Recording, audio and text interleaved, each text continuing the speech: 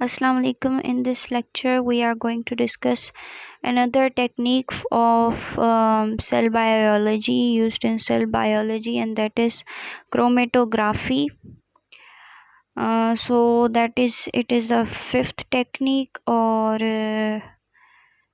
ये जो टेक्निक है ये यूज़ होती है for separating components of a mixture के अंदर जो अलग अलग कंपोनेंट्स होते हैं उनको सेपरेट करने के लिए ये टेक्निक यूज़ होती है।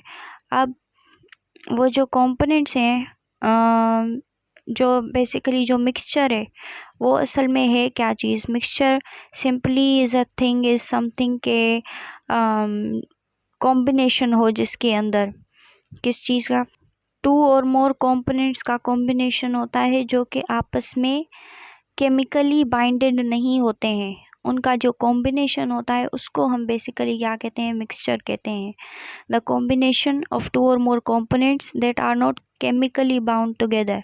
अब इसका एग्जांपल क्या है कि शुगर को पानी में आपने हल किया, ठीक है, तो आप जब वो वाटर जब आप टेस्ट करोगे तो आपको शुगर का क्या होगा, बाकायदा से आपको उसका टेस्ट फील होगा क्योंकि शुगर की अपनी प्रॉपर्टीज़ उसके अंदर रिटेन रहीं, उसने अपनी प्रॉपर्टीज़ लूज़ नहीं की पानी के साथ रिएक्ट करके। दैट मीन्स कि वो उसके साथ केमिकली बाउंड नहीं हुई शुगर, राइट। तो इसको हम कहते हैं that is a mixture of sugar solution.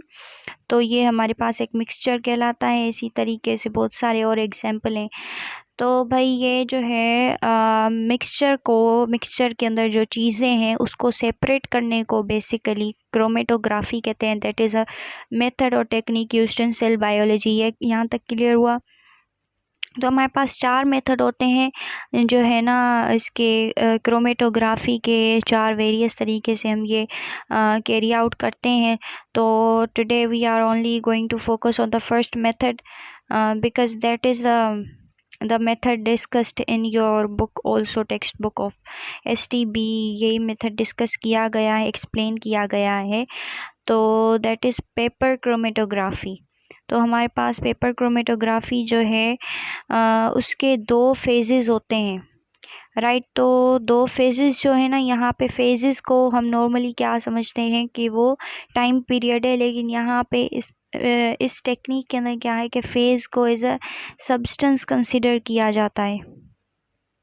Here the word phase is considered as a substance, okay. तो वो सब्सटेंस हमारे पास कौन से होते हैं, देखें, एक फ़ेज़ होता है हमारे पास स्टेशनरी, दूसरा होता है मोबाइल। अब क्योंकि हम फ़ेज़ जो है उसको सब्सटेंस कंसिडर कर रहे हैं तो हमारे पास स्टेशनरी फ़ेज़ क्या होगा, सेल्यूलोज की शीट होगी। यानी कि पहला सब्सटेंस क्या है, सेल्यूलोज की शीट, और दूसरा सब्सटेंस हमारे पास क्या है, सैम्पल मिक्सचर या सॉल्वेंट जिसे हम कहें। तो जो सेल्यूलोज की शीट है वो स्टेशनरी क्यों हम उसको कहते हैं, स्टेशनरी फ़ेज़ क्यों है, क्योंकि इसके अंदर क्या होगा कि जो चीज़ें होंगी ना वो मूव नहीं कर पाएंगी। और मोबाइल फ़ेज़ जो है या मोबिल या whatever, I don't know how to pronounce that, तो इसके अंदर जो है वो चीज़ें जो है वो मूव कर सकेंगी। जो भी पार्टिकल होगा मिक्सचर के अंदर, इसके अंदर वो मूव कर सकेगा। इसीलिए इसे कहते हैं मोबाइल फ़ेज़ और स्टेशनरी फ़ेज़ इसको कहते हैं। तो ये बेसिकली यूज़ होता है सब्सटेंस के लिए।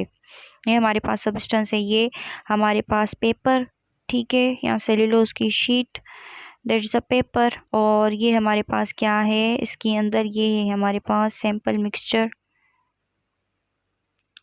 ये हमारे पास मिक्सचर है, ठीक है। तो पेपर क्रोमेटोग्राफी में होता क्या है, हम जो है ना वो सेपरेट करते हैं किस चीज़ को, डाई को। In this method we separate the components present in die.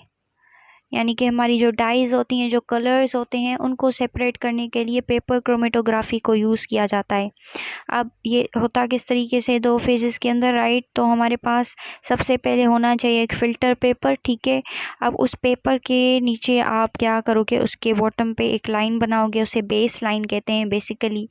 आप उस पे पेंसिल से एक लाइन बनाओगे, दरमियान में आप उस पे एक डॉट लगाओगे और उसी डॉट पे आप इंक का एक ड्रॉप पुट करोगे, ठीक है। आपने इंक का एक ड्रॉप बाकायदा से उस के ऊपर आपने क्या करना है, उसको ड्रिप करना है, राइट। यहाँ पे आपने ड्रॉप पुट किया फ़िल्टर पेपर के ऊपर। उसके बाद क्या करना है कि आपने लेना है सैम्पल मिक्सचर, ठीक है। मिक्सचर जिसके आप क्या करने लगे हैं, कंपोनेंट्स को आपने सेपरेट करने लगे। तो आप क्या करोगे कि जो है ना, ये जो पेपर है ना, वो इस मिक्सचर के अंदर आप डिप करोगे, ठीक है। लेकिन ये इस बात का आपको प्रिकॉशन लेना चाहिए कि जो है ना, ये जो लाइन है ये सॉल्यूशन के जो है ना अंदर नहीं आनी चाहिए, ये सॉल्यूशन के ऊपर ही रहनी चाहिए। लेकिन पेपर को थोड़ा सा आपने इसके अंदर डिप करना है, राइट। तो उसके बाद क्या होगा कि ये जो मिक्सचर है वो स्लोली क्या होगा, ये स्लीप अप होगा, ग्रेजुअली वो क्या होगा ना इसके ऊपर, वो इसके अंदर ये जो वाटर है वो इसके ऊपर चढ़ता जाएगा, इस पेपर के ऊपर। और उसके बाद क्या होगा, I will draw that.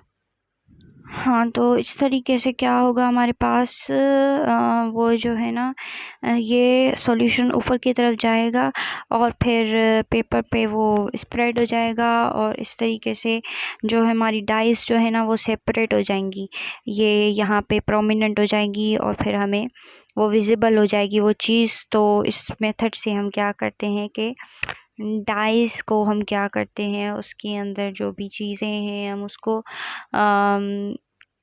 Identify करते हैं पेपर क्रोमेटोग्राफी के थ्रू बेसिकली। सो इसके अंदर क्या होता है, हमारे पास a component of mixture separate on paper according to their rate of movement. यानी कि इस मिक्सचर के अंदर जो चीज़ें हैं ना वो पेपर के ऊपर सेपरेट कैसे होती हैं, उनके रेट ऑफ मूवमेंट के हिसाब से।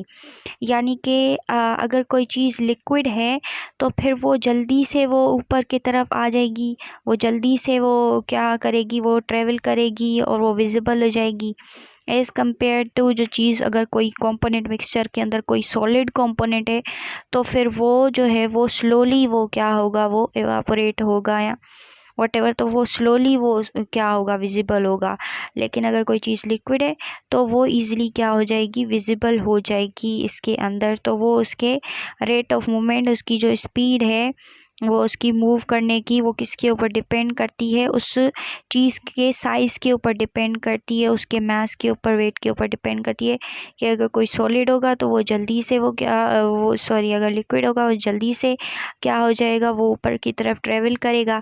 और अगर कोई सॉलिड होगा तो वो एज़ कम्पेयर टू रिलेटिवली क्या करेगा, वो स्लोली ट्रेवल करेगा। So that's all about paper chromatography, and I hope that this clears the concept. We will discuss another technique in the next video. Thank you so much for watching.